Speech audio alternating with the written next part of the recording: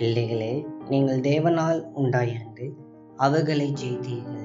ஏனெனில் உலகத்தில் இருக்கிறவனையும் உங்களில் இருக்கிறவர் பெரியவர். 1 யோவான் 4:4. மறுபடியும் பிறந்த அனுபவத்தை உடைய பிள்ளைகளான நாம் ஒவ்வொருவரும் ராஜாதி ராஜாவும் சேனைகளின் கர்த்தரும் ஆகிய தேவனுடைய மகனாக அல்லது மகளாக இருக்கிறோம்.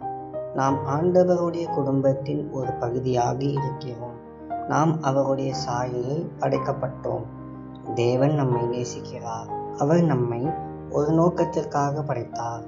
மேலும் அவர் நம்முடைய வாழ்க்கைக்கு ஒரு திட்டத்தை வைத்திருக்கிறார்.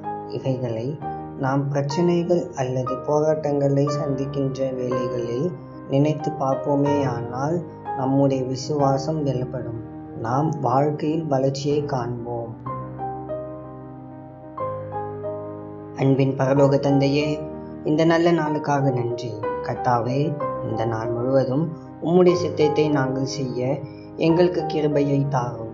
ஆண்டவரே, நாங்கள் ஒவ்வொருவரும் உம்முடைய குடும்பத்தை சார்ந்தவர்கள் என எப்பொழுதும் நினைக்க எங்களுக்கு உதவி செய்யும். எல்லா சோதனைகளில் இருந்தும் கவலைகளில் இருந்தும் எங்களை மறைத்து காத்துக்கொள்ளும். நீர் எங்களோடு இருப்பதற்காக நன்றி. இயேசுவின் மூலம் ஜெபிக்கிறோம் பிதாவே. ஆமென்.